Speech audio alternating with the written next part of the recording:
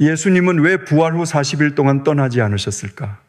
성경이 밝히는 진짜 이유. 여러분, 예수님이 부활하신 직후에 무슨 일이 일어났는지 아십니까? 놀랍게도 아무 일도 일어나지 않았습니다. 3년을 함께 먹고 자며 기적을 눈앞에서 봤던 사람들이 흩어졌습니다. 목숨을 걸겠다고 맹세했던 제자도 포기하고 고향 바다로 돌아갔습니다. 마지막까지 곁에 남겠다던 제자들조차 숨어서 떨고 있었습니다. 기독교 역사상 가장 위대한 사건이 일어난 바로 그날 그 기쁨 앞에 선 사람이 아무도 없었던 겁니다. 죽음을 이기신 분이 이 땅에 계셨는데 그 곁에 남은 사람이 아무도 없었습니다. 그런데 예수님은 하늘로 올라가지 않으셨습니다. 왜 떠나지 않으셨을까요? 이 질문 하나가 2000년 기독교 역사를 흔듭니다. 부활은 아십니다. 십자가도 아십니다. 승천도 아십니다. 그런데 부활과 승천 사이 그 40일 동안 무슨 일이 있었는지 아시는 분은 많지 않습니다. 대부분 그냥 지나갑니다. 40, 이 숫자를 한번 곱씹어 보십시오. 모세가 시내산에서 율법을 받기까지 걸린 시간이 바로 40일이었습니다. 이스라엘 백성이 약속의 땅에 들어가기 전 광야를 걸은 세월도 40년이었습니다. 예수님이 공생애를 시작하시기 전 광야에서 홀로 시험 받으신 시간조차 40일이었습니다. 하나님이 어떤 일을 완성하시기 직전에 반드시 거치게 하시는 시간, 그것이 40이었습니다. 부활하신 예수님이 이 땅에 머무신 시간도 정확히 40일이었습니다. 저도 이 40일을 너무 당연하게 지나치고 있었습니다. 그런데 이 시간을 다시 들여다보는 순간 멈추게 됐습니다. 이 40일이 없었다면 어떻게 됐을까요? 베드로는 갈릴리 어부로 생을 마쳤을 겁니다. 숨어서 떨던 그 사람들이 목숨 걸고 복음을 전할 일은 없었을 겁니다. 교회는 시작조차 되지 못했습니다. 그런데 여러분, 이 40일 동안 예수님이 찾아가신 사람들의 모습이 지금 우리와 많이 다르지 않습니다. 혹시 여러분도 이런 적 있으십니까? 분명히 하나님을 믿는데 왜 이렇게 불안한 건지 모르겠는 그런 날 말입니다. 새벽 기도를 마치고 차에 앉았는데 한숨이 나옵니다. 방금 기도한 건 맞는데 돌아서니 자녀 걱정이 다시 올라옵니다. 건강 걱정, 앞으로의 세월이 또 마음을 짓누릅니다. 하나님이 계신 건 맞는 것 같은데 왜 이렇게 멀게만 느껴지는 건지. 2000년 전 그 제자들이 딱 그 자리에 있었습니다. 그리고 예수님은 바로 그런 사람들 곁에 머무셨습니다. 오늘 그 40일 안에 숨겨진 이야기를 함께 열어보겠습니다. 이 이야기를 끝까지 들으시면 부활이 완전히 다르게 보이기 시작할 겁니다. 더 이상 2000년 전 이야기가 아니라 오늘 내 삶의 이야기가 될 겁니다. 이 말씀이 마음에 닿으신다면 댓글에 아멘으로 고백해 주세요. 준비되셨습니까? 지금부터 시작하겠습니다. 첫 번째, 무덤 앞에서 울고 있던 한 여인. 안식 후 첫날 새벽이었습니다. 아직 어둠이 채 걷히지 않은 시간, 예루살렘 성 밖 바위를 깎아 만든 무덤 앞에 한 여인이 서 있었습니다. 막달라 마리아. 이 여인에게 예수님은 단순한 선생이 아니었습니다. 누가복음 8장의 기록을 보면 마리아는 7 귀신에게 시달리던 사람이었습니다. 어둠 속에서 빠져나올 수 없었던 사람, 아무도 거들떠보지 않았던 사람. 그런 마리아를 예수님이 자유롭게 해주셨습니다. 그날 이후 마리아는 줄곧 예수님을 따랐습니다. 이틀 전 금요일 골고다 언덕에서 예수님이 숨을 거두시는 것을 끝까지 지켜본 사람도 바로 마리아였습니다. 제자들은 흩어졌습니다. 마리아는 남았습니다. 그 마리아가 새벽 어둠 속에서 향유를 들고 무덤으로 걸어가고 있었습니다. 안식일이 끝났으니 마지막으로 시신의 향료를 바르려고 온 겁니다. 사랑하는 분의 몸에 해드릴 수 있는 마지막 일이었습니다. 무덤에 도착한 마리아의 눈에 가장 먼저 들어온 것은 돌이었습니다. 무덤을 막고 있던 커다란 돌이 옆으로 굴려져 있었습니다. 마리아의 가슴이 철렁 내려앉았을 겁니다. 당시 유대 땅에서 무덤을 훼손하는 것은 심각한 범죄였거든요. 누군가 시신을 옮긴 건가? 마리아는 곧장 달려가 베드로와 요한에게 알렸습니다. 요한복음 20장이절입니다. 사람들이 주를 무덤에서 가져다가 어디 두었는지 우리가 알지 못하겠다 하니 이 한마디 안에 담긴 감정을 생각해 보십시오. 주님이 돌아가신 것만으로도 세상이 무너진 것 같은데 그 시신마저 사라져버린 겁니다. 슬픔 위에 슬픔이 겹친 거죠. 베드로와 요한이 무덤을 향해 달렸습니다. 요한이 먼저 도착했습니다. 안으로 들어가지는 못했습니다. 뒤따라온 베드로가 먼저 무덤 안으로 들어갔습니다. 세마포가 놓여 있었고 머리를 쌌던 수건은 따로 개어져 있었습니다. 여기서 한 가지 놓치면 안 되는 것이 있습니다. 시신이 도난당한 것이었다면 급하게 가져갔을 겁니다. 세마포째 들고 갔겠지요. 수건을 이렇게 따로 개어 놓을 사람은 없습니다. 무언가 심상치 않은 일이 일어난 겁니다. 그런데 베드로도 요한도 이것이 부활인 줄 알아차리지 못했습니다. 요한복음 20장 9절이 이렇게 기록합니다. 그들은 성경에 그가 죽은 자 가운데서 다시 살아나야 하리라 하신 말씀을 아직 알지 못하더라. 3년을 예수님 곁에 있었던 사람들입니다. 예수님이 직접 인자가 죽임을 당하고 사흘 만에 살아나리라 말씀하셨던 것을 들었던 사람들입니다. 그런데 빈 무덤 앞에서 부활을 떠올리지 못했습니다.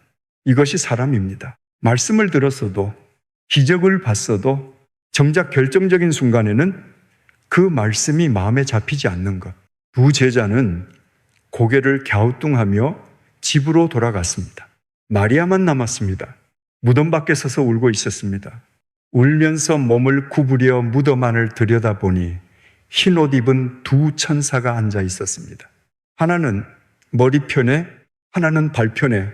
여자여, 어찌하여 우느냐? 천사의 물음에 마리아가 대답했습니다.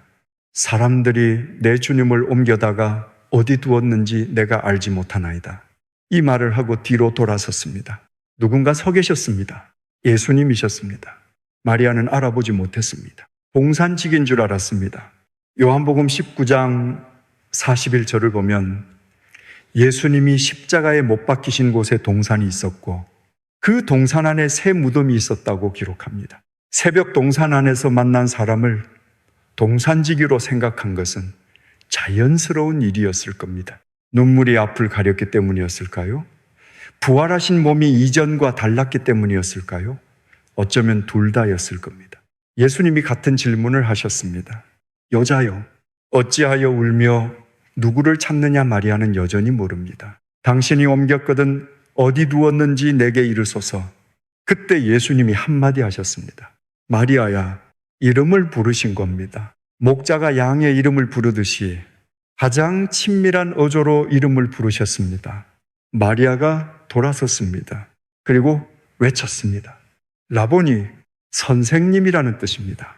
이 한마디 안에 놀라움과 기쁨과 그리움이 한꺼번에 쏟아져 나왔을 겁니다. 여러분, 눈치채셨습니까?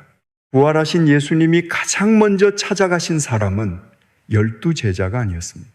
대제사장도 아니었고 로마 총독 빌라도도 아니었습니다. 무덤 앞에서 울고 있던 한 여인이었습니다. 가장 슬퍼하는 사람, 가장 절망 가운데 있는 사람, 그 사람에게 먼저 가신 겁니다. 여기서 한 가지 더 놀라운 것이 있습니다. 당시 유대 율법에서 여자의 증언은 법정에서 효력이 없었습니다. 재판에서 증거로 채택되지 않았습니다. 그런데 하나님은 바로 그 여인을 부활의 첫 번째 증인으로 세우셨습니다. 세상이 인정하지 않는 사람을 하나님이 첫 번째로 세우신 겁니다. 그리고 예수님이 마리아에게 하신 말씀에 더 깊은 것이 숨어 있습니다. 요한복음 20장 17절입니다. 너는 내 형제들에게 가서 이르되 내가 내 아버지 곧 너희 아버지 내 하나님 곧 너희 하나님께로 올라간다 하라. 형제들이라고 하셨습니다. 사흘 전 자신을 버리고 도망친 그 사람들입니다. 목숨을 걸겠다고 맹세해놓고 포기한 그 사람들입니다. 그 사람들을 향해 부활의 첫 번째 메시지로 보내신 말이 심판이 아니었습니다. 형제들이라는 이름이었습니다. 정죄의 말씀이 아니었습니다. 한절의 선언이 아니었습니다. 도망친 자들에게 가장 먼저 건네신 것이 가족이라는 이름이었던 겁니다. 여러분, 혹시 하나님이 안 보이는 시간을 보내고 계십니까? 기도는 하는데 응답이 없는 것 같고 말씀을 읽어도 마음에 닿지 않고 하나님이 정말 계시는 건지 의심이 올라오는 그런 날이 있으시지요. 마리아도 그랬습니다. 눈앞에 예수님이 서 계셨는데 알아보지 못했습니다. 하나님이 안 계셨던 게 아닙니다. 눈이 가려져 있었을 뿐입니다. 그런데 예수님은 마리아가 알아보기 전에 먼저 이름을 불러주셨습니다. 알아볼 때까지 기다리신 게 아닙니다. 먼저 부르셨습니다. 지금 하나님이 보이지 않는다고 느끼시는 분이 계시다면 한 가지만 기억해 주십시오. 마리아에게 그러셨던 것처럼 하나님은 가장 적절한 때에 여러분의 이름을 불러주실 겁니다. 그 순간이 올 때까지 무덤 앞을 떠나지 않았던 마리아처럼 그 자리를 지켜주십시오. 함께 기도하시겠습니까? 이름을 불러주시는 주님, 가장 깊은 슬픔 가운데 있는 사람에게 먼저 찾아가시는 주님의 마음을 오늘 깨닫게 하여 주옵소서. 마리아의 이름을 불러주셨던 그 음성으로 오늘 저의 이름도 불러주시옵소서. 눈이 가려져 주님을 알아보지 못할 때에도 주님은 한 번도 떠나신 적이 없으셨음을 고백합니다. 도망친 제자들을 형제라 불러주신 그 사랑 앞에 무릎 꿇습니다. 마리아처럼 주님의 음성을 듣는 그 자리를 지키게 하여 주옵소서. 예수 그리스도의 이름으로 기도합니다. 아멘. 마리아에게 이름을 불러주신 예수님은 그날 예루살렘을 등지고 걸어가는 두 사람에게도 찾아가셨습니다. 두 번째, 엠마오로 가는 길, 마음이 뜨거워지다. 그날 오후였습니다. 예루살렘을 등지고 걸어가는 두 사람이 있었습니다. 엠마오라는 작은 마을을 향해 약 11km 걸어서 2-3시간이 걸리는 길이었습니다. 이 두 사람 가운데 한 명의 이름이 글로바였다는 것만 성경은 전해줍니다. 나머지 한 사람이 누구였는지는 기록되어 있지 않습니다. 어쩌면 그 이름 없는 사람은 우리 각자일 수도 있겠습니다. 두 사람은 걸으면서 이야기를 나누고 있었습니다. 예루살렘에서 벌어진 일, 예수님의 체포와 재판과 십자가, 그리고 그날 아침 여인들이 전해준 빈 무덤 소식, 그 모든 것이 뒤엉켜 머릿속을 떠나지 않았을 겁니다. 누가복음 24장 17절을 보면 그들의 표정이 이렇게 묘사되어 있습니다. 두 사람이 슬픈 빛을 띠고 머물러 서더라. 걸음을 멈추고 서 있었습니다. 얼굴에 슬픔이 가득했습니다. 그리고 이 사람들의 입에서 나온 말 한마디가 가슴을 찌릅니다. 누가복음 24장 21절입니다. 우리는 이 사람이 이스라엘을 속량할 자라고 바랐노라. 과거형입니다. 이미 끝났다는 말투입니다. 이스라엘을 구원할 뿐이라고 기대했었는데 십자가에서 돌아가셨으니 이제 그 소망은 끝났다는 겁니다. 이 두 사람은 예루살렘을 떠나는 중이었습니다. 예수님이 계셨던 곳, 제자들이 모여 있는 곳을 등지고 걸어가고 있었습니다. 절망한 사람은 그 자리를 떠납니다. 희망이 사라진 사람은 원래 있던 곳으로 돌아갑니다. 그때 한 사람이 다가와 함께 걷기 시작했습니다. 부활하신 예수님이셨습니다. 누가복음 24장 16절입니다. 그들의 눈이 가려져서 그인 줄 알아보지 못하거늘 바로 옆에서 함께 걷고 계시는데 예수님인 줄 몰랐던 겁니다. 혹시 우리 삶에도 이런 순간이 있지 않습니까? 주님이 바로 곁에 계시는데 슬픔과 걱정에 눈이 가려져서 그 사실을 알아차리지 못하는 순간 말입니다. 예수님이 물으셨습니다. 너희가 길 가면서 서로 주고받고 하는 이야기가 무엇이냐? 글로바가 놀란 듯이 대답했습니다. 당신이 예루살렘에 체류하면서도 요즘 거기서 된 일을 혼자만 알지 못하느냐? 그리고 예수님에 대해 이야기하기 시작했습니다. 나사렛 예수라는 분이 계셨는데 말과 일에 능하신 선지자였는데 대제사장들이 십자가에 못 박았다고 그 목소리에 얼마나 깊은 실망이 담겨 있었겠습니까?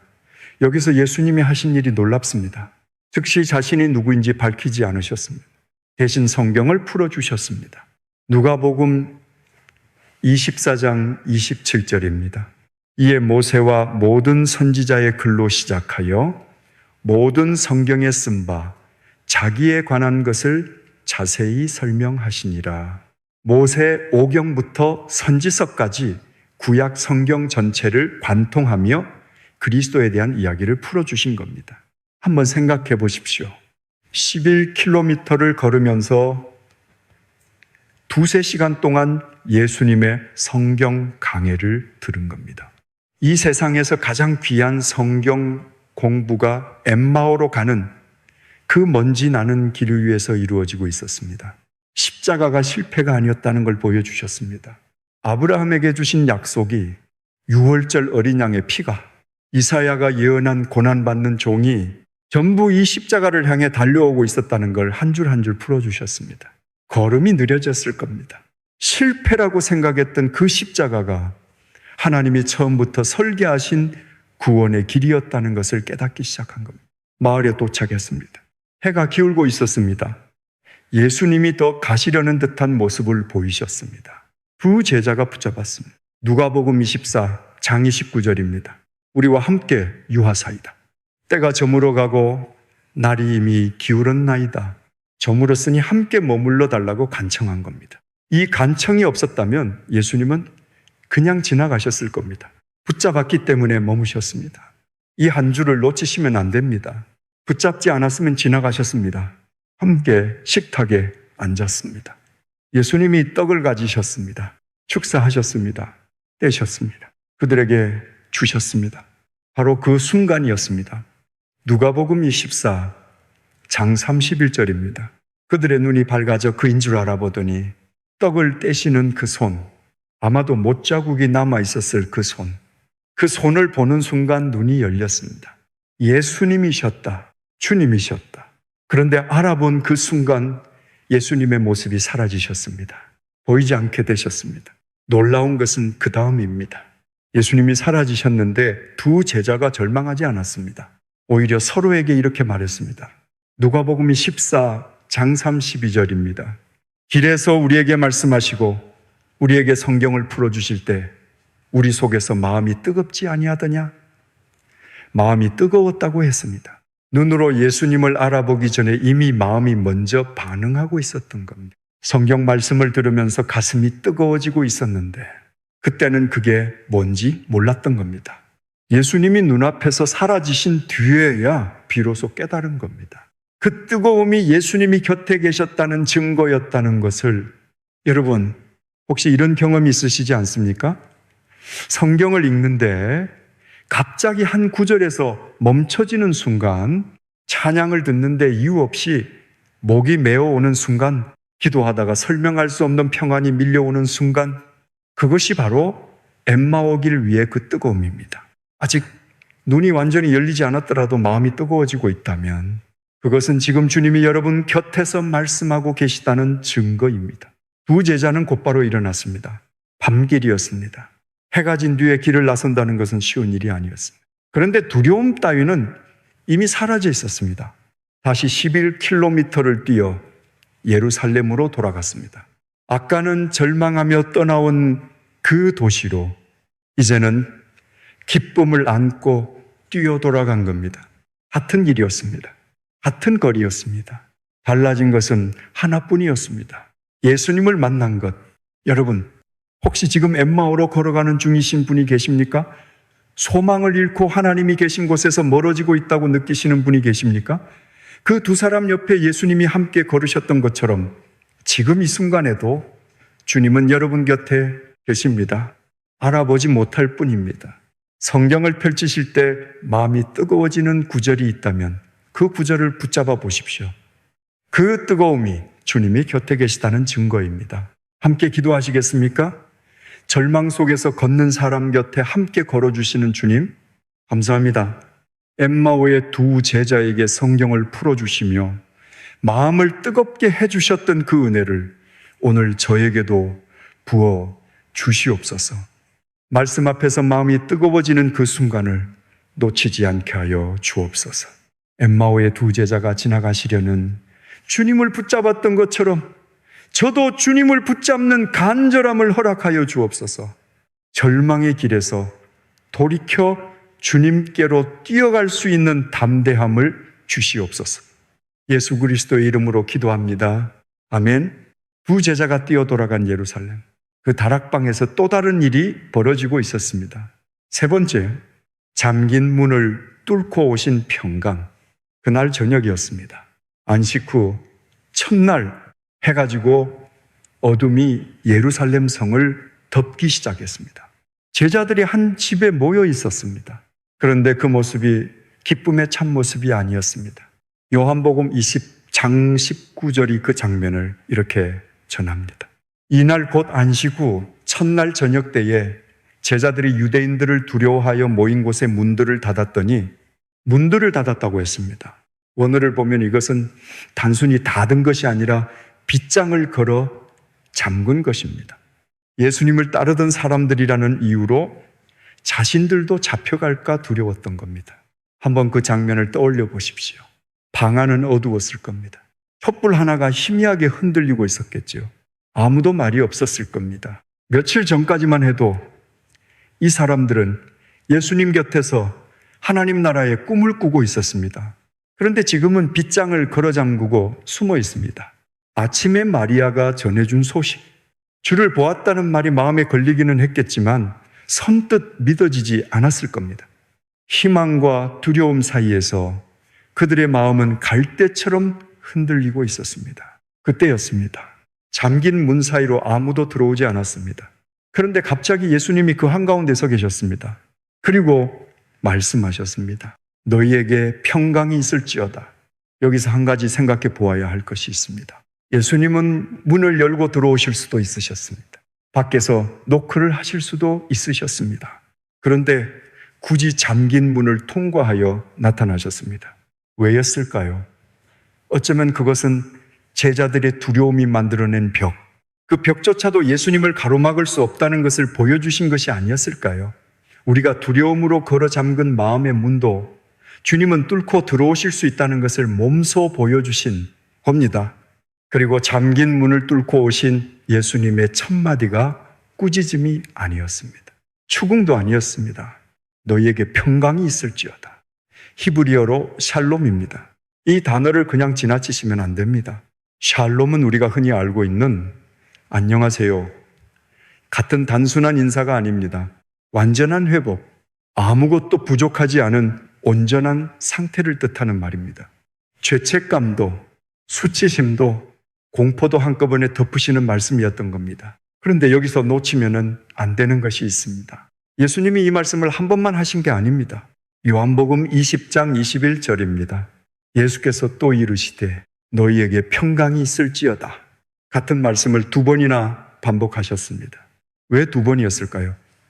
한 번으로 부족할 만큼 그들의 공포가 깊었기 때문입니다. 한 번 듣고 바로 마음이 풀릴 수 있는 상태가 아니었던 겁니다. 예수님은 그걸 아셨습니다. 그래서 한 번 더 말씀하신 겁니다. 너희에게 평강이 있을지어다. 그리고 손과 옆구리를 보이셨습니다. 요한복음 20장 20절입니다. 이 말씀을 하시고 손과 옆구리를 보이시니 제자들이 주를 보고 기뻐하더라. 십자가에서 못 박히셨던 그 상처를, 창에 찔리셨던 그 자국을 직접 보여주신 겁니다. 여기서 한 가지 생각해 보십시오.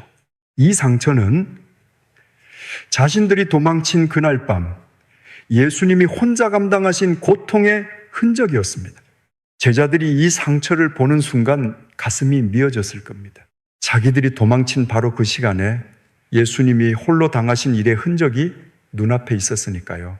그런데 예수님은 그 상처로 책망하지 않으셨습니다. 왜 도망쳤느냐고 한 번도 물으시지 않았습니다. 대신하신 말씀이 있습니다. 나다. 진짜 나다. 두려워하지 말라. 상처가 심판의 증거가 아니라 사랑의 증거가 된 겁니다. 상처를 보여주셨는데 제자들이 기뻐했다고 성경은 기록합니다. 보통이라면 상처는 고통의 증거이고 슬픔의 흔적이지요. 그런데 부활하신 예수님의 상처는 달랐습니다. 그 상처는 죽음을 이기셨다는 증거였고 정말로 십자가에서 죽으셨다가 다시 살아나셨다는 확실한 표식이었습니다. 예수님은 거기서 멈추지 않으셨습니다. 누가복음 24장의 기록을 보면 제자들이 아직도 반신반의하고 있을 때 예수님이 이렇게 물으셨습니다. 여기 무엇을 먹을 것이 있느냐? 제자들이 구운 생선 한 토막을 드렸습니다. 예수님이 받아서 그들 앞에서 잡수셨습니다. 유령은 생선을 먹지 못합니다. 꿈이 생선을 집어들지 못합니다. 눈앞에서 생선을 드시는 예수님을 보면서 제자들은 비로소 이것이 환상이 아니라는 것을 온몸으로 느끼기 시작한 겁니다. 여러분, 혹시 두려움 때문에 마음의 문을 걸어 잠그고 계신 분이 있으십니까? 건강에 대한 두려움, 자녀에 대한 걱정, 앞이 보이지 않는 막막함, 그 두려움이 벽이 되어 하나님의 음성조차 들리지 않는 밤이 있으시지요. 그런데 예수님은 제자들이 걸어 잠근 그 문을 뚫고 들어오셨습니다.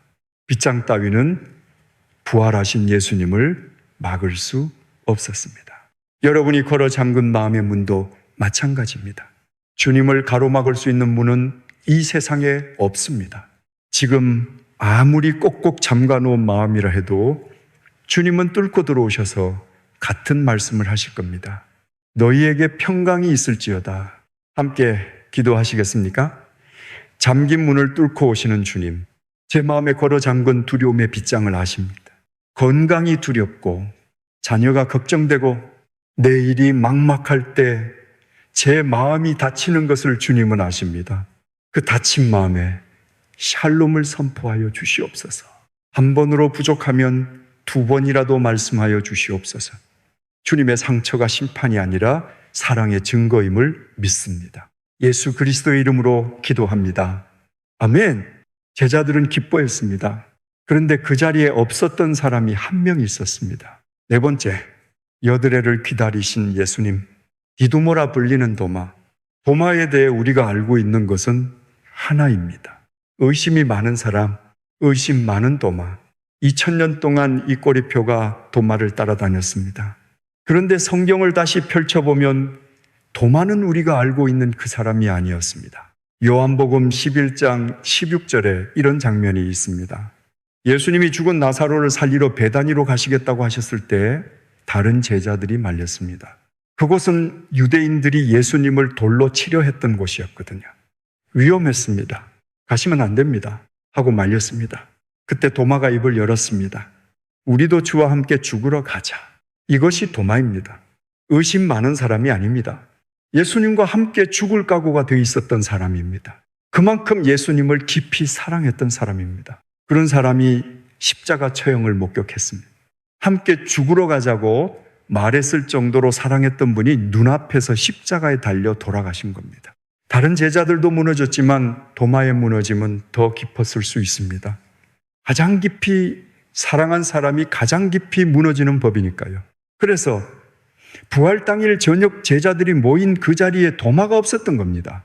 왜 없었는지 성경은 설명하지 않습니다. 어쩌면 두려움이 너무 커서 혼자 어딘가에 숨어 있었는지도 모릅니다. 절망 가운데 모든 것을 포기하고 홀로 걷고 있었는지도 모릅니다. 다른 제자들이 기쁨의 차도마에게 전했습니다. 우리가 주를 보았노라. 도마의 대답은 유명합니다. 요한복음 20장 25절입니다. 내가 그의 손에 못자국을 보며 내 손가락을 그 못자국에 넣으며 내 손을 그 옆구리에 넣어보지 않고는 믿지 아니하겠노라. 보지 않으면 믿지 않겠다. 만져보지 않으면 받아들이지 않겠다. 이 말 때문에 2000년 동안 도마는 의심의 도마가 됐습니다. 그런데 한 가지 생각해 보아야 할 것이 있습니다. 도마가 못자국을 보겠다고 한 것, 옆구리에 손을 넣어보겠다고 한 것, 이것은 사실 다른 제자들이 이미 경험한 것과 같은 겁니다. 예수님은 다른 제자들에게도 손과 옆구리를 보여주셨습니다. 다른 제자들도 보고 나서 믿은 겁니다. 도마만 유독 의심이 많았던 것이 아닙니다. 도마도 같은 증거를 원했을 뿐입니다. 다만 그 자리에 없었기에 아직 보지 못했을 뿐입니다. 그런데 여기서 정말 놓치면 안 되는 것이 있습니다. 도마의 의심은 불신앙이 아니었습니다. 함께 죽으러 가자고까지 말했던 사람입니다. 목숨을 걸겠다고 했던 사람입니다. 그만큼 사랑했던 분이 죽으셨다가 살아나셨다는 말을 그냥 그래, 그렇구나 하고 받아들일 수 있겠습니까? 너무나 간절하기 때문에 헛된 희망에 다시 한번 무너지고 싶지 않았던 겁니다. 한번 무너진 사람이 다시 무너지는 것은 처음보다 더 아프다는 걸 도마는 알고 있었던 겁니다. 여드레가 지났습니다. 꼬박 일주일이 넘는 시간입니다. 예수님은 도마를 서두르지 않으셨습니다. 이 여드레 동안 도마는 어떤 밤을 보냈을까요? 다른 제자들은 우리가 주를 보았다고 기뻐하는데 자기만 그 기쁨에 끼지 못하는 밤, 정말 살아나신 건지 아닌 건지 의심과 갈등 속에서 뒤척이는 밤, 믿고 싶은데 믿어지지 않는 그 고통의 여드레였습니다. 혹시 여러분도 이런 밤을 보내보신 적이 있으십니까? 오랫동안 믿어왔는데 어느 날 문득 하나님이 정말 계시는 건지 마음 한쪽에서 의심이 올라오는 그런 밤 말입니다. 입으로는 믿는다고 하면서 마음은 흔들리고 있는 그 괴로움을 아시지요. 예수님은 그 여드레를 기다려 주셨습니다. 서두르지 않으셨습니다. 빨리 믿으라고 재촉하지 않으셨습니다. 그리고 다시 제자들이 모인 그 자리에 이번에는 도마도 함께 있었습니다. 문은 또 닫혀 있었습니다. 예수님이 다시 나타나셨습니다. 그리고 곧장 도마에게 말씀하셨습니다. 요한복음 20장 27절입니다. 내 손가락을 이리 내밀어 내 손을 보고 내 손을 내밀어 내 옆구리에 넣어보라. 그리하여 믿음 없는 자가 되지 말고 믿는 자가 되라. 여러분, 눈치채셨습니까? 예수님은 도마가 일주일 전에 했던 말을 정확히 알고 계셨습니다. 못자국을 보겠다고 한 것, 옆구리에 손을 넣어보겠다고 한 것, 그 말을 한마디도 빠짐없이 그대로 되돌려 주신 겁니다. 예수님은 그 자리에 안 계셨습니다. 아무도 전하지 않았습니다. 그런데 도마의 말을 다 알고 계셨습니다. 도마의 의심도 알고 계셨습니다. 도마의 아픔도 알고 계셨습니다. 도마가 여드레 동안 밤마다 뒤척이며 흘렸을 눈물도 다 알고 계셨던 겁니다. 그리고 그 의심 앞에 직접 찾아오셨습니다. 꾸짖으러 오신 것이 아닙니다. 그런 걸 왜 원하느냐고 따지지 않으셨습니다. 도마가 원하는 것을 정확히 허락해 주셨습니다. 도마가 대답했습니다. 요한복음 20장이 18절입니다. 나의 주님이시여 나의 하나님이시니이다. 성경은 도마가 실제로 손가락을 못자국에 넣었는지 옆구리에 손을 넣었는지 기록하지 않습니다. 어쩌면 그럴 필요가 없었을 겁니다. 예수님이 자기의 의심까지 다 알고 찾아와 주셨다는 사실, 그것만으로 충분했던 겁니다. 나의 주님이시여 나의 하나님이시니이다. 이 고백은 요한복음 전체를 통틀어 가장 높은 신앙 고백입니다. 당신이 예수님이군요 라는 확인이 아닙니다. 예수님이 주님이시고 하나님이시라는 그리스도의 신성에 대한 최고의 선언입니다. 가장 깊이 의심했던 사람의 입에서 가장 높은 고백이 나온 겁니다. 가장 오래 어둠 속에 있었던 사람이 가장 밝은 빛을 본 겁니다. 그리고 예수님이 하신 말씀이 있습니다. 이 말씀은 도마를 넘어 2000년 뒤 오늘 이 이야기를 듣고 있는 우리에게까지 이어집니다. 요한복음이 10장이 19절입니다. 너는 나를 봄으로 믿느냐? 보지 못하고 믿는 자들은 복되도다. 보지 못하고 믿는 자들은 복되도다. 도마를 꾸짖는 말씀이 아닙니다. 도마 이후에 올 세대, 예수님의 못자국을 직접 보지 못하는 우리를 향한 축복의 선언입니다. 여러분, 혹시 도마처럼 의심 속에 계신 분이 있으십니까? 기도에도 응답이 없는 것 같아서 하나님이 정말 계시는 건지 마음 한쪽이 흔들리는 분이 계십니까? 예수님은 그런 분을 꾸짖지 않으십니다. 도마에게 그러셨던 것처럼 여드레를 기다려주시고 의심 앞에 직접 찾아오십니다. 그리고 여러분이 필요한 것을 정확히 알고 정확히 채워주실 겁니다. 도마에게 하셨던 것처럼 함께 기도하시겠습니까? 여드레를 기다려주시는 주님, 의심하는 자를 꾸짖지 않으시고 직접 찾아와 주시는 주님의 인내에 감사합니다. 제가 한 말도, 밤마다 뒤척이며 흘린 눈물도 주님은 다 알고 계셨습니다. 보지 못하고도 믿는 그 복된 믿음을 저에게 허락하여 주옵소서. 도마처럼 고백합니다. 나의 주님이시여 나의 하나님이시니이다. 의심이 가장 깊었던 자리에서 가장 높은 고백이 나왔던 것처럼 저의 흔들림도 더 깊은 믿음의 자리로 이끌어 주시옵소서. 예수 그리스도의 이름으로 기도합니다. 아멘. 도마의 눈이 열렸습니다. 그런데 아직 한 사람이 남아 있었습니다. 가장 깊은 상처를 안고 있는 사람. 5번째, 숯불 위의 아침. 시간이 얼마나 흘렀는지 정확히 알 수 없습니다. 요한복음 21장은 디베랴 바다, 곧 갈릴리 바다에서 벌어진 일을 전합니다. 예루살렘에서 갈릴리까지 제자들이 다시 올라간 겁니다.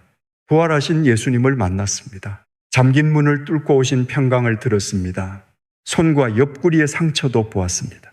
그런데 베드로는 다시 원래의 자리로 돌아가고 있었습니다. 어부의 자리로. 요한복음 21장 3절입니다.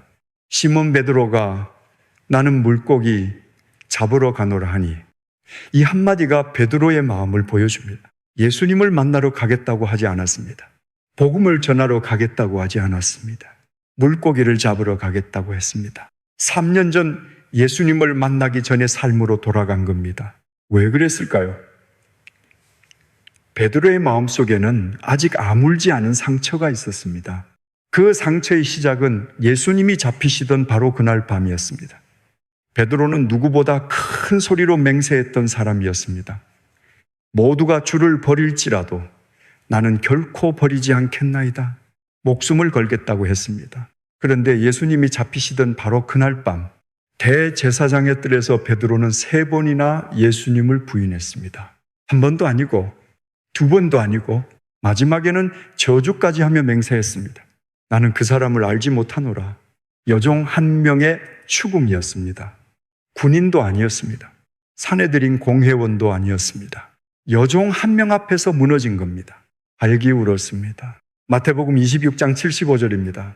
이에 베드로가 예수의 말씀에 닭 울기 전에 네가 3번 나를 부인하리라 하심이 생각나서 밖에 나가서 심히 통곡하니라.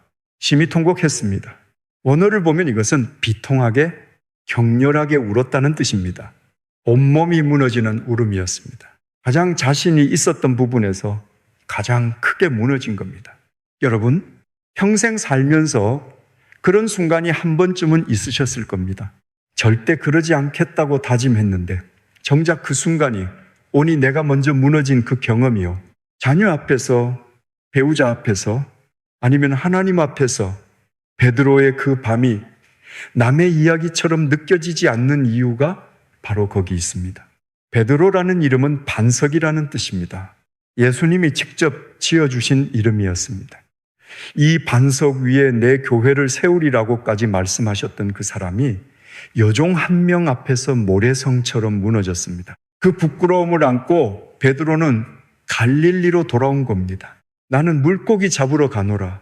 3년을 버리고 원래 자리로 돌아간 겁니다. 너는 베드로라. 이 반석 위에 교회를 세우리라 하셨던 그 말씀도 전부 잊어버린 채로 그날 밤 7명이 함께 배를 탔습니다. 온 밤을 수고했습니다. 한 마리도 잡지 못했습니다. 빈 그물만 끌어올리는 밤. 이 밤이 베드로에게는 단순히 물고기를 못 잡은 밤이 아니었을 겁니다. 3년간 따랐던 그 길, 반석이라 불렸던 그 이름, 그 모든 것이 허무하게 무너진 뒤 돌아온 것이 다시 갈릴리 바다의 배 위였습니다. 그런데 가장 잘 안다고 생각했던 일마저 뜻대로 되지 않은 겁니다. 믿음도 잃고 사명도 버리고 자존심마저 바닥을 쳤습니다. 그 새벽이 베드로 인생에서 가장 어두운 시간이었을 겁니다. 날이 새어갈 때였습니다. 요한복음 21장 4절입니다. 날이 새어갈 때에 예수께서 바닷가에 서셨으나 제자들이 예수신 줄 알지 못하는지라. 새벽 안개가 갈릴리 호수 위에 낮게 깔려 있었을 겁니다. 바닷가에 누군가 서 계셨습니다. 또다시 알아보지 못했습니다. 그분이 소리치셨습니다. 얘들아, 너희에게 고기가 있느냐? 대답은 짧았습니다. 없나이다. 예수님이 말씀하셨습니다. 그물을 배 오른편에 던지라. 그리하면 잡으리라. 밤새 한 마리도 잡지 못한 사람들이 바닷가에 서 있는 낯선 사람의 말을 듣고 그물을 던졌습니다. 그런데 그물을 들 수 없을 만큼 고기가 가득 찼습니다. 그때 요한이 먼저 알아봤습니다. 주님이시라. 베드로는 그 말을 듣는 순간 벗고 있다가 겉옷을 두른 후 바다로 뛰어내렸습니다. 배를 타고 천천히 가는 것이 참을 수 없었던 겁니다. 한번 베드로의 마음을 생각해 보십시오. 부끄러움과 그리움이 한꺼번에 몰려왔을 겁니다. 두려움과 간절함이 뒤섞여 있었을 겁니다. 3번이나 모른다고 했던 그 사람이 주님이시라는 한마디에 바다로 뛰어든 겁니다. 육지에 올라보니 숯불이 있었습니다. 요한복음 21장 9절입니다. 육지에 올라보니 숯불이 있는데 그 위에 생선이 놓였고 떡도 있더라. 여러분, 숯불이라는 단어를 그냥 지나치시면 안 됩니다. 요한복음 전체에서 숯불이라는 단어가 등장하는 곳은 딱 2군데뿐입니다. 하나는 여기 갈릴리 해변입니다. 다른 하나는 요한복음 18장 18절 대제사장의 뜰에서 베드로가 숯불을 쬐며 예수님을 부인하던 바로 그 장면입니다. 이것이 우연이겠습니까? 예수님은 의도적으로 숯불을 피우신 겁니다. 베드로가 그 숯불을 보는 순간 그날 밤이 떠오르게 하신 겁니다. 대제사장의 뜰, 숯불 앞에서 떨고 있던 자신의 모습, 나는 그 사람을 알지 못하노라고 외쳤던 그 순간이 눈앞에 펼쳐졌을 겁니다. 베드로의 몸이 굳었을 겁니다. 심장이 쿵쾅쿵쾅 거렸을 겁니다. 그런데 그 숯불 위에 예수님이 준비해 놓으신 것이 있었습니다. 생선과 떡이었습니다. 여러분, 당시 유대 문화에서 스승이 제자에게 밥을 차려주는 일은 있을 수 없는 일이었습니다. 제자가 스승을 섬기는 것이 당연한 문화였거든요. 그 반대는 상상조차 할 수 없었습니다. 그런데 예수님이 직접 불을 피우시고 생선을 올리시고 떡을 준비해 놓으시고 기다리고 계셨던 겁니다. 살면서 그런 밥상을 받아보신 적 있으십니까? 말이 필요 없는 밥상이요. 아무것도 묻지 않고 아무것도 따지지 않고 그냥 차려놓고 기다리는 사람이요. 부모님이 그러셨을 수도 있고 배우자가 그러셨을 수도 있지요. 예수님이 베드로에게 하신 게 바로 그것이었습니다. 가장 무너진 사람에게 가장 먼저 밥을 차려주는 방식으로 찾아오신 겁니다. 요한복음 21장 12절입니다. 예수께서 이르시되 와서 조반을 먹으라. 와서 조반을 먹으라. 추궁이 아니었습니다. 신문이 아니었습니다. 밥상이었습니다. 조반을 먹은 후 그 순간이 왔습니다. 요한복음 21장 15절입니다. 그들이 조반 먹은 후에 예수께서 시몬 베드로에게 이르시되 요한의 아들 시몬아 네가 이 사람들보다 나를 더 사랑하느냐. 여기서 예수님은 베드로를 베드로라 부르지 않으셨습니다. 요한의 아들 시몬아라고 부르셨습니다. 시몬은 베드로의 옛 이름입니다. 예수님이 반석이라는 뜻의 베드로라는 새 이름을 지어주시기 전 원래 이름이 시몬이었습니다. 반석이 아니라 예수님을 만나기 전의 이름으로 부르신 겁니다. 왜 옛 이름을 부르셨을까요? 어쩌면 이것은 베드로에게 이렇게 말씀하시는 것이었을 겁니다. 나는 반석인 너만 사랑하는 것이 아니다. 갈대처럼 흔들리는 너도 사랑한다. 강한 너만이 아니라 연약한 너를 안다. 예수님의 질문은 정죄가 아니라 치유의 시작이었습니다. 네가 나를 사랑하느냐? 베드로가 대답했습니다. 주님, 그러하나이다. 내가 주를 사랑하는 줄 주님께서 아시나이다. 예전에 베드로였다면 이렇게 말했을 겁니다. 물론입니다. 모두가 버려도 저는 결코 버리지 않겠습니다. 큰 소리쳤을 겁니다. 이번에는 달랐습니다. 주님께서 아시나이다라고만 했습니다. 자신의 의지를 내세우지 않았습니다. 자기가 얼마나 연약한 사람인지를 뼈에 사무치게 알고 난 뒤에 대답이었습니다. 예수님이 말씀하셨습니다. 내 어린 양을 먹이라. 그리고 두 번째 물으셨습니다. 요한의 아들 시몬아, 나를 사랑하느냐? 주님, 그러하나이다. 내가 주를 사랑하는 줄 주님께서 아시나이다. 내 양을 치라. 그리고 세 번째, 요한의 아들 시몬아, 나를 사랑하느냐?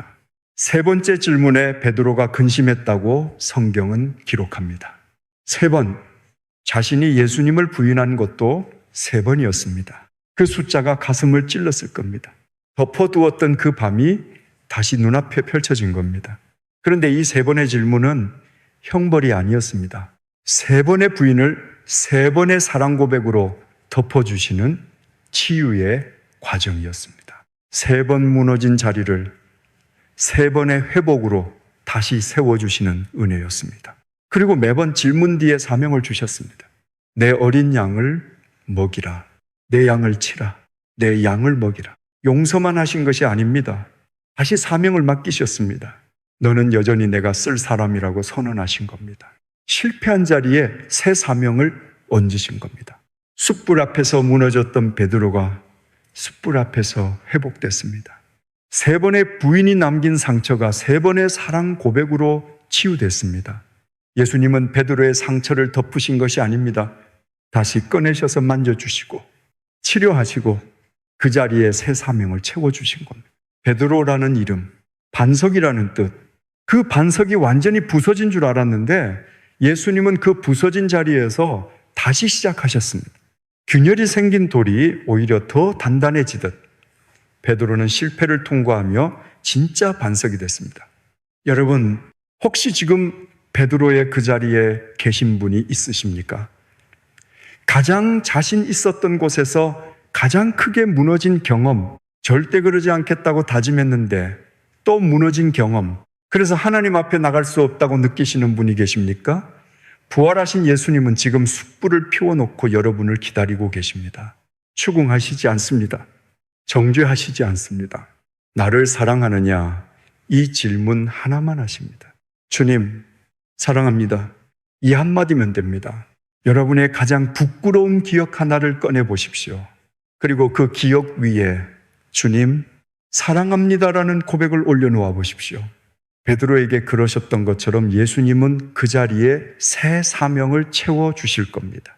함께 기도하시겠습니까?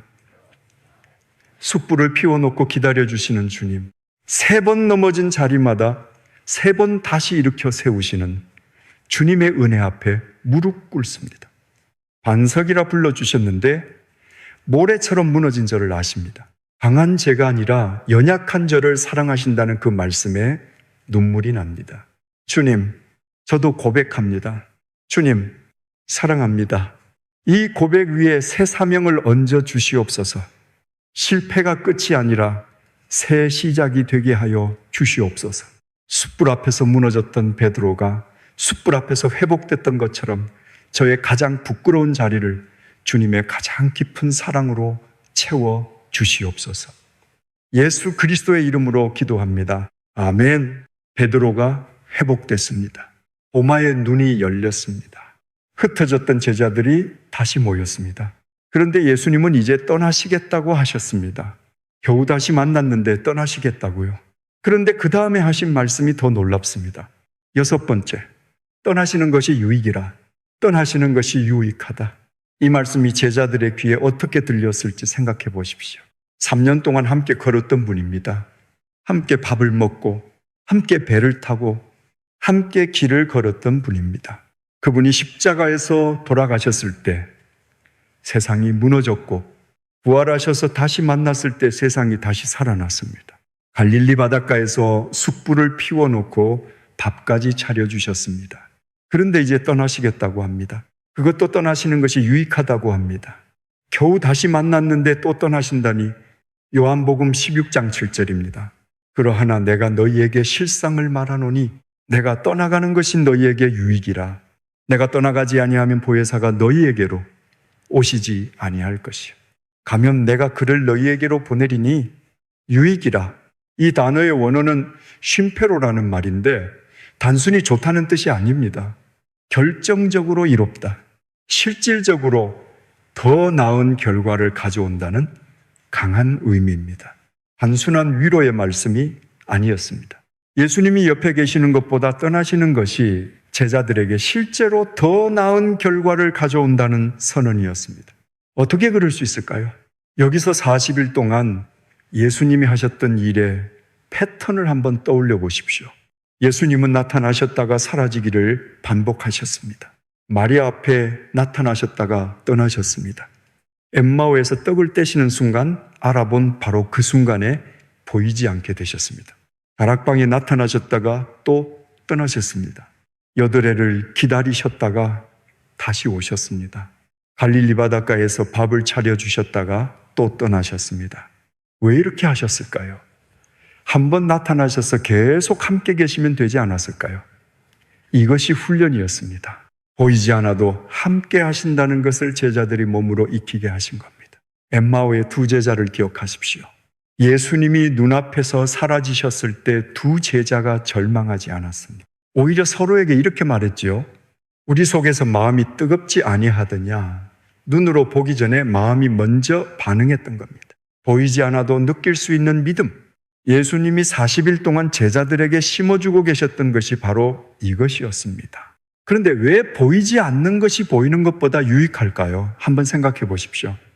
예수님이 육체로 이 땅에 계실 때 예수님은 한 번에 한 곳에만 계실 수 있으셨습니다. 갈릴리에 계시면 예루살렘에는 안 계셨습니다. 베드로 곁에 계시면 요한 곁에는 안 계셨습니다. 가버나움에서 가르치실 때 베다니에는 가실 수 없었습니다.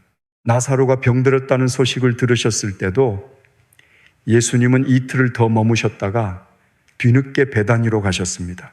육체를 가진 존재는 한 시점에 한 장소에만 있을 수 있기 때문입니다. 이것이 임마누엘, 하나님이 우리와 함께 계시다는 약속의 육체적 한계였습니다. 그런데 성령은 다르십니다. 성령은 시간과 공간의 제약을 받지 않으십니다. 예루살렘에서 기도하는 사람에게도, 안디옥에서 전도하는 사람에게도, 로마의 감옥에 갇힌 사람에게도 동시에 함께 하실 수 있습니다. 2000년 전 예루살렘의 제자에게도, 오늘 새벽 한국의 작은 기도실에서 무릎 꿇고 계신 분에게도 동시에 임하실 수 있습니다. 그런데 더 근본적인 차이가 있습니다. 예수님이 육체로 옆에 계셨을 때 그 임재는 밖에 있었습니다.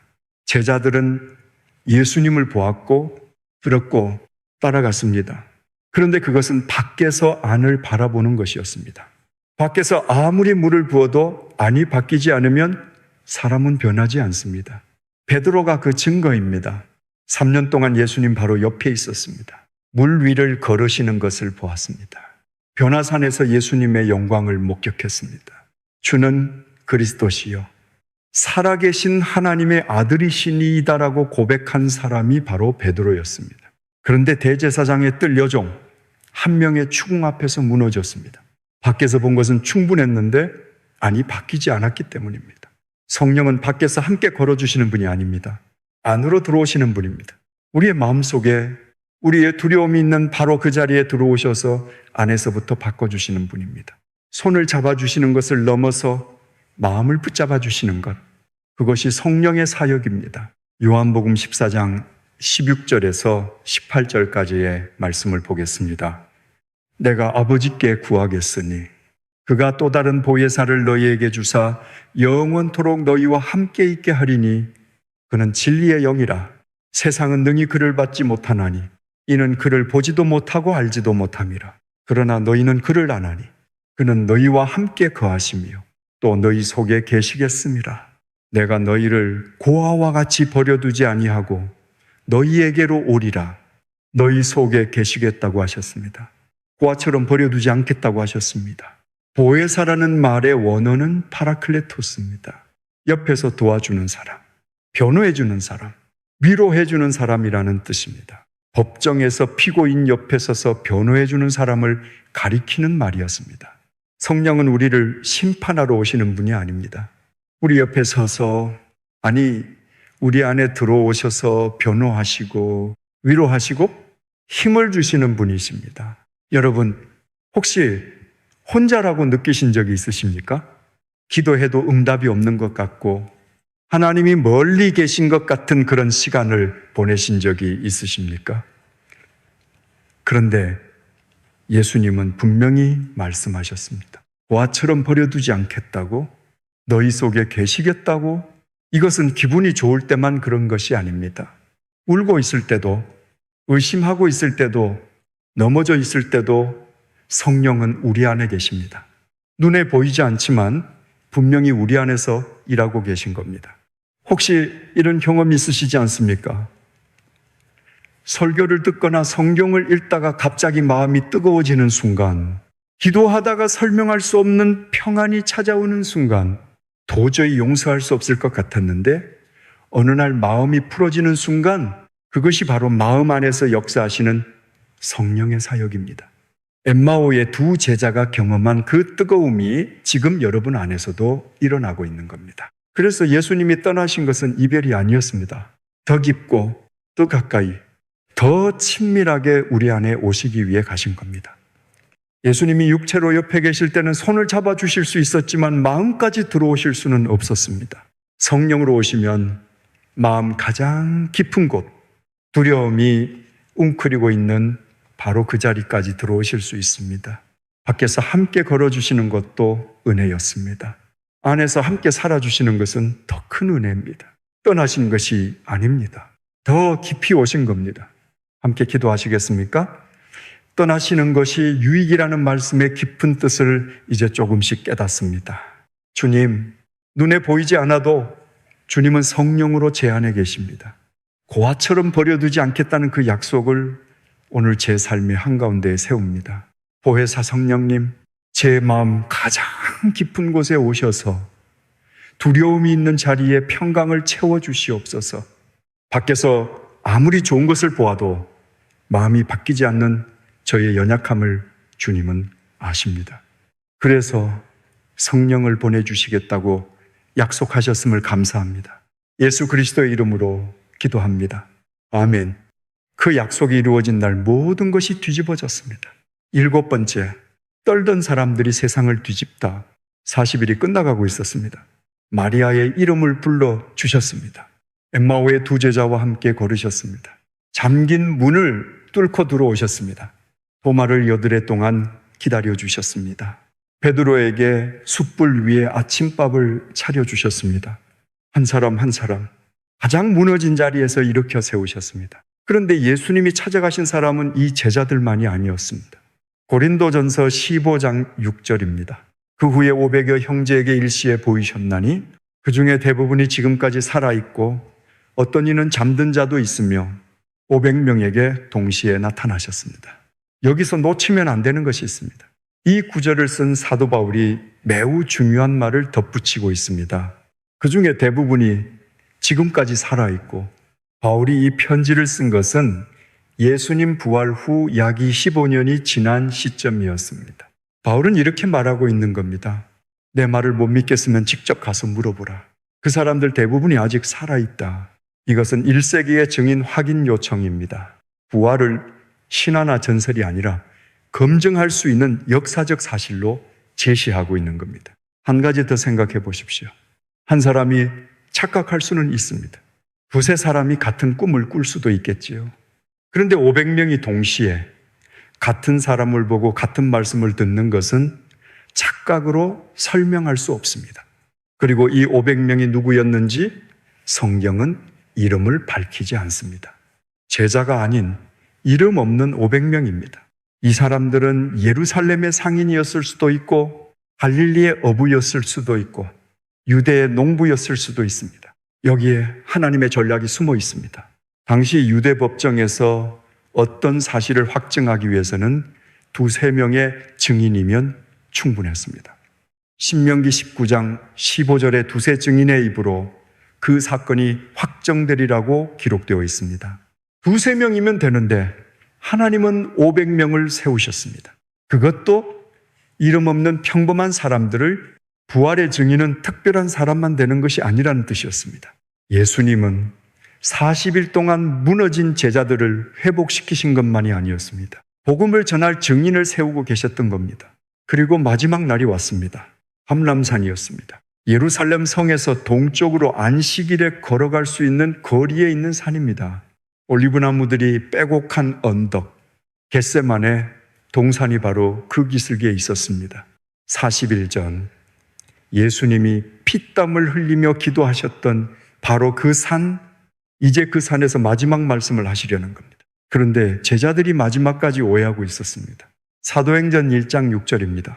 그들이 모였을 때에 예수께 여쭈어 이르되 주께서 이때에 이스라엘 나라를 회복하심이니까 부활하신 주님과 40일을 보내면서 하나님 나라의 이야기를 들었는데도 제자들의 머릿속에는 여전히 이스라엘의 정치적 독립이 자리 잡고 있었던 겁니다.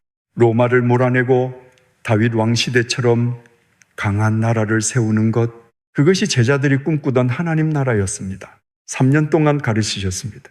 부활까지 보여주셨습니다. 40일 동안 하나님 나라를 말씀하셨습니다. 그런데도 제자들은 변하지 않았습니다. 이것이 사람입니다. 눈앞에 메시아가 서 계셔도, 능력을 직접 보았어도, 부활을 경험했어도 사람의 머리와 마음은 스스로의 힘으로는 바뀌지 않는 겁니다. 예수님은 이것을 처음부터 하셨습니다. 그래서 준비하신 것이 있었습니다. 사도행전 1 장사절에서 5절입니다. 사도와 함께 모이사 그들에게 분부하여 이르시되 예루살렘을 떠나지 말고 내게서 들은 아버지께서 약속하신 것을 기다리라. 요한은 물로 세례를 베풀었으나 너희는 몇 날이 못되어 성령으로 세례를 받으리라 하셨느니라. 예루살렘을 떠나지 말고 기다리라. 예수님의 마지막 명령은 가라가 아니라 기다리라였습니다. 훈련은 끝났지만 아직 출발하면 안 됐습니다. 스스로의 힘으로 나가면 또 무너질 게 뻔했거든요. 기다림 자체가 마지막 훈련이었습니다. 그리고 예수님이 마지막 말씀을 하셨습니다. 사도행전 1장 8절입니다. 오직 성령이 너희에게 임하시면 너희가 권능을 받고 예루살렘과 온 유대와 사마리아와 땅끝까지 이르러 내 증인이 되리라 하시니라. 예루살렘에서 시작해서 유대로, 사마리아로, 그리고 땅끝까지 빗장을 걸어 잠그고 떨던 그 사람들에게 세상 끝까지 나가라는 명령이 떨어진 겁니다. 그런데 이번에는 달랐습니다. 아무도 도망치지 않았습니다. 말씀을 마치시고 예수님이 올라가셨습니다. 사도행전 1장 9절입니다. 이 말씀을 마치시고 그들이 보는데 올려져 가시니 구름이 그를 가려 보이지 않게 하더라. 제자들이 보는 앞에서 하늘로 올려져 가셨습니다. 구름이 그분을 가렸습니다. 보이지 않게 되셨습니다. 제자들이 하늘을 쳐다보고 서 있었습니다. 올라가시는 예수님을 한순간이라도 더 보고 싶었던 겁니다. 그때 흰옷 입은 두 사람이 그들 곁에 나타났습니다. 사도행전 1장 11절입니다. 이르되 갈릴리 사람들아 어찌하여서서 하늘을 쳐다보느냐? 너희 가운데서 하늘로 올려지신 이 예수는 하늘로 가심을 본 그대로 오시리라 하였느니라. 하늘만 쳐다보지 말라는 겁니다. 예수님은 가셨지만 다시 오실 것이다. 그러니 하늘만 바라보고 서 있지 말고 이제 돌아가서 기다리라는 겁니다. 끝이 아니라는 뜻이었습니다. 다시 오신다는 약속이었습니다. 여러분, 여기서 놀라운 사실을 하나 발견하게 됩니다. 예수님이 부활하신 때가 6월절 기간이었습니다. 그리고 6월절로부터 50일째 되는 날이 오순절입니다. 예수님이 부활하시고 40일을 머무셨습니다. 승천하신 뒤 제자들이 기도하며 기다린 시간이 10일입니다. 40일과 10일, 정확히 50일째 되는 날에 성령이 임하셨습니다. 이것이 우연이겠습니까? 구약의 초실절이라는 절기가 있습니다. 6월절 직후에 지키는 절기인데 첫 수확의 곡식 한 단을 하나님께 드리는 날입니다. 이 첫 열매는 앞으로 올 풍성한 수확을 보증하는 것이었습니다. 사도 바울이 고린도전서 15장 20절에서 이 초실절의 언어를 그대로 가져옵니다. 그리스도께서 죽은 자 가운데서 다시 살아나사 잠자는 자들의 첫 열매가 되셨도다. 첫 열매, 예수님의 부활이 바로 초실절의 성취였던 겁니다. 첫 열매가 있으면 그 뒤에 반드시 풍성한 수확이 옵니다. 예수님의 부활은 혼자만의 부활이 아니라 믿는 모든 사람의 부활을 보증하는 첫 열매였던 겁니다. 그리고 초실절로부터 50일을 세면 오순절입니다. 하나님이 이스라엘에게 77절을 지키라고 명하셨던 바로 그날 50일째 되는 날에 하나님이 약속하신 성령이 임하신 겁니다. 여기서 한 가지 더 깊은 것이 숨어 있습니다. 유대 전통에서 오순절은 모세가 시내산에서 율법을 받은 날과 연결되어 있습니다. 시내산에서 무슨 일이 있었습니까? 하나님이 돌판에 율법을 새기셨습니다.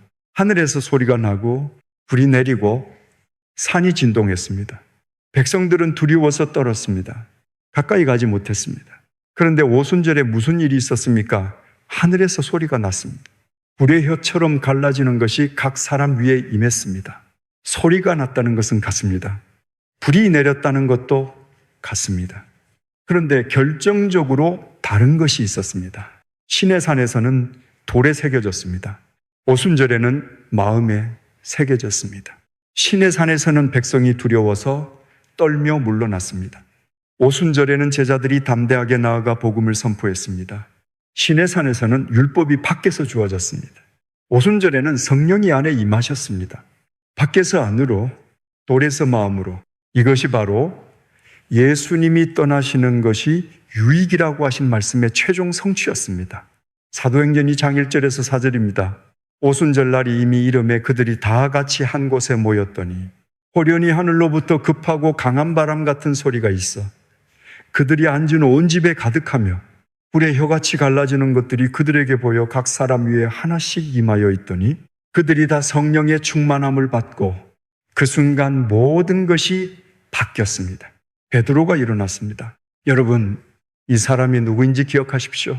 대제사장의 뜰에서 여종 한 명 앞에 무너졌던 그 사람입니다. 숯불 앞에서 3번 모른다고 했던 그 사람입니다. 닭 울음소리에 밖으로 나가 심히 통곡했던 그 사람입니다. 포기하고 갈릴리로 돌아가 나는 물고기 잡으러 가노라 했던 그 사람입니다. 그 사람이 예루살렘 한복판에 섰습니다. 수천 명 앞에 섰습니다. 예수님을 십자가에 못 박은 바로 그 지도자들 앞에 섰습니다. 그리고 입을 열었습니다.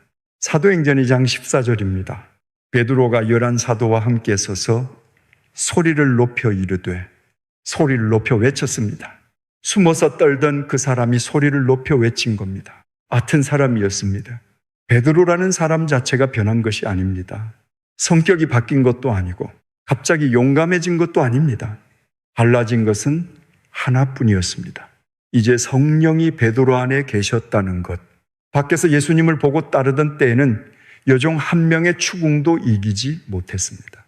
안에서 성령이 함께 하시니 공회 전체의 위협도 두렵지 않았던 겁니다.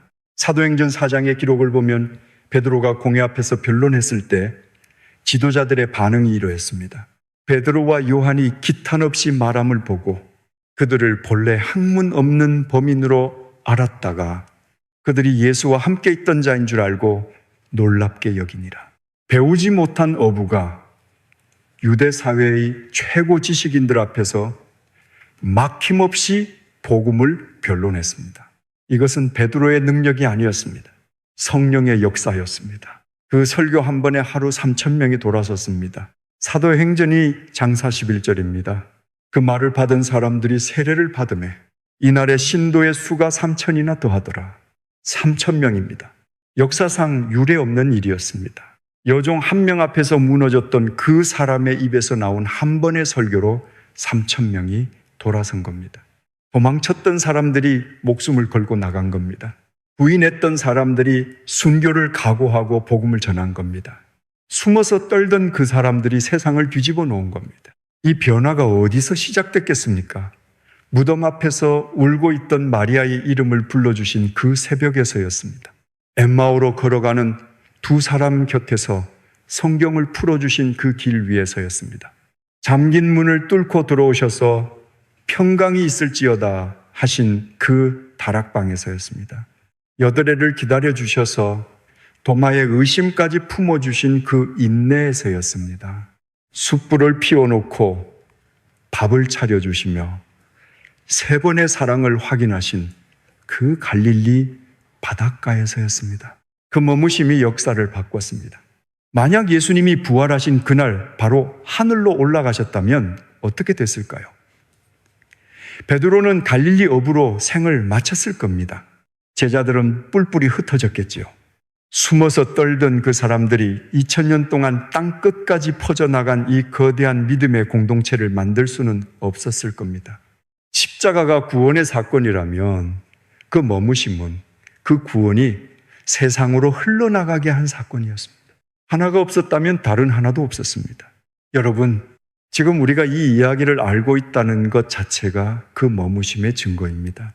무너진 12명을 일으켜 세우신 그 시간이 없었다면 이 이야기는 2000년을 건너 지금 이 자리까지 오지 못했을 겁니다.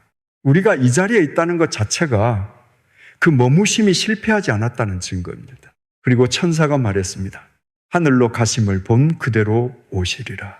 예수님은 다시 오십니다. 떠나신 것이 아닙니다. 더 깊이 오셨고 반드시 다시 오십니다. 여러분, 살면서 가장 크게 무너졌던 그 순간이 언제였습니까? 다시는 일어설 수 없을 것 같았던 그 자리가 어디였습니까? 베드로에게는 숯불 앞 새벽이었고 도마에게는 혼자 뒤척이던 여드레의 밤이었고 엠마오의 두 제자에게는 예루살렘을 등지고 걷던 그 길이었습니다. 그 자리에 예수님이 먼저 오셨습니다. 부르신 게 아니었습니다. 찾아오신 겁니다. 준비된 사람에게 오신 게 아니었습니다. 가장 무너진 사람에게 먼저 가셨습니다. 그 머무심은 2000년 전에 끝난 게 아닙니다. 세상 끝날까지 너희와 항상 함께 있으리라. 이 약속은 오늘 이 자리에서도 유효합니다. 지금 이 순간에도 성령이 여러분 안에 계십니다. 눈에 보이지 않아도 마음 안에서 여러분을 가르치시고 위로하시고 붙들고 계십니다. 숯불 앞에서 넘어진 베드로를 숯불 앞에서 일으켜 세우신 그 예수님이 오늘 이 순간에도 여러분 안에서 같은 일을 하고 계십니다. 함께 기도하시겠습니까? 가장 무너진 자리에 가장 먼저 오시는 주님, 40일의 머무심 안에 담긴 주님의 깊은 사랑을 오늘 깨닫습니다. 마리아의 이름을 불러주셨고 엠마오의 길에서 함께 걸어주셨고 잠긴 문을 뚫고 평강을 가져오셨고 도마를 8해 동안 기다려주셨고 베드로에게 숯불 위에 밥을 차려주셨습니다. 그리고 떠나시면서 더 깊이 오셨습니다. 성령으로 저희 안에 들어오셨습니다. 주님, 여종 앞에서 무너졌던 베드로가 수천 명 앞에서 복음을 선포했던 것은 성령의 역사였습니다. 저도 그 성령의 능력으로 살기를 원합니다. 넘어져도 다시 일어서는 힘이 안에서 솟아나기를 원합니다. 하늘로 가심을 본 그대로 다시 오실 주님을 소망하며 오늘도 주님의 증인으로 살겠습니다. 예수 그리스도의 이름으로 기도합니다. 아멘. 홍합 기도문 함께 기도하시겠습니까? 가장 무너진 자리에 가장 먼저 찾아오시는 하나님 아버지, 감사합니다. 40일의 머무심 안에 담긴 주님의 사랑이 오늘 저의 마음을 뜨겁게 합니다. 무덤 앞에서 울고 있던 마리아의 이름을 불러주셨습니다. 절망 속에 걸어가던 엠마오의 두 제자 곁에서 성경을 풀어주셨습니다. 잠긴 문을 뚫고 들어오셔서 평강이 있을지어다 선포해 주셨습니다. 의심하는 도마를 8해 동안 기다려주셨습니다. 3번 부인한 베드로에게 숯불 위에 아침밥을 차려주셨습니다. 그리고 떠나시면서 더 깊이 오셨습니다. 성령으로 저의 안에 들어오셨습니다. 주님, 고백합니다. 저도 마리아처럼 눈물에 가려 주님을 알아보지 못한 적이 있었습니다. 저도 엠마오의 두 제자처럼 절망 가운데 주님을 등지고 걸었던 적이 있었습니다. 저도 다락방의 제자들처럼 두려움에 마음의 문을 걸어 잠근 적이 있었습니다. 저도 도마처럼 의심에 흔들려 밤을 뒤척인 적이 있었습니다. 저도 베드로처럼 가장 자신 있던 자리에서 가장 크게 무너진 적이 있었습니다. 그런 저에게도 주님은 찾아와 주셨습니다. 한 번도 떠나신 적이 없으셨습니다. 주님, 오늘 이 말씀을 듣고 있는 모든 분의 마음에 주님의 음성이 닿기를 간구합니다. 지금 무덤 앞에서 울고 있는 분이 계시다면 마리아에게 그러셨던 것처럼 이름을 불러 주시옵소서. 지금 절망 속에 걸어가고 있는 분이 계시다면 엠마오의 길에서 그러셨던 것처럼 곁에서 걸어 주시옵소서. 지금 두려움의 문을 잠그고 있는 분이 계시다면 그 문을 뚫고 들어오시어 샬롬을 선포하여 주시옵소서. 지금 의심에 흔들리고 있는 분이 계시다면 도마에게 그러셨던 것처럼 기다려주시고 직접 찾아와 주시옵소서. 지금 실패의 수치 속에 숨어 있는 분이 계시다면 숯불 위에 밥을 차려주시고 다시 사명을 맡겨주시옵소서. 도마처럼 고백합니다. 나의 주님이시여 나의 하나님이시니이다. 베드로처럼 고백합니다. 주님 사랑합니다. 엠마오의 두 제자처럼 고백합니다. 마음이 뜨겁지 아니하더냐. 보혜사 성령님 저희 안에서 역사하여 주시옵소서. 여종 앞에서 무너졌던 베드로를 수천 명 앞에서 담대하게 선포하는 사람으로 바꾸신 그 능력을 오늘 저에게도 부어 주시옵소서. 밖에서 보는 것이 아니라 안에서 살아주시는 그 임재를 날마다 경험하게 하여 주시옵소서. 하늘로 가심을 본 그대로 다시 오실 주님을 소망합니다. 그날까지 주님의 증인으로 살겠습니다. 무너져도 다시 일어서겠습니다. 흔들려도 다시 붙잡겠습니다. 주님이 머물러 주셨기에 저도 이 자리를 지키겠습니다. 예수 그리스도의 이름으로 기도합니다. 아멘으로 고백해 주십시오. 마무리. 사랑하는 여러분, 오늘 우리는 부활과 승천 사이 성경이 침묵한 것처럼 보였던 40일의 시간을 함께 걸어왔습니다. 그 40일 동안 예수님이 하신 일을 한번 돌아보십시오. 무덤 앞에서 울고 있던 마리아에게 이름 한마디로 눈을 열어주셨습니다. 절망 속에 예루살렘을 등지고 걸어가던 두 제자 곁에서 성경을 풀어주시며 마음을 뜨겁게 하셨습니다.